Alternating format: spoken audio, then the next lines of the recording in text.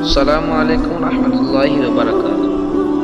عزیز سامعین، آج میں آپ کو بتانے والا ہوں کہ آنکھ کی تکلیف دور کرنے کی دعا کیا ہے، اس کا وظیفہ کیا ہے۔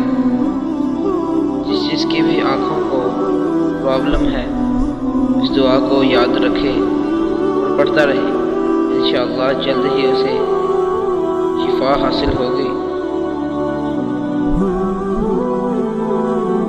ایک اہم مسئلہ سن لیجئے کہ دعا کو بغیر مخارج غیر تلفظ کے پڑھنے سے کوئی فائدہ حاصل نہیں ہوگا، اسی لیے عرض ہے کہ دعا کو مخارج و تلفظ کے ساتھ یاد کیجیے اور پھر پڑھیے۔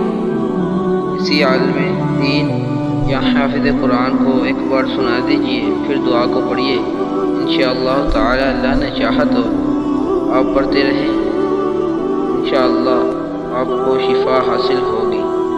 میں دعا پڑھتا ہوں۔ اللهم متعني بسمعي وبصري واجعله الوارث مني وأرني في العدو ثاري وانصرني على من ظلمني۔ دعا کو پڑھتے رہیے، انشاءاللہ تعالی اللہ نے چاہا تو آپ کو شفا حاصل ہوگی۔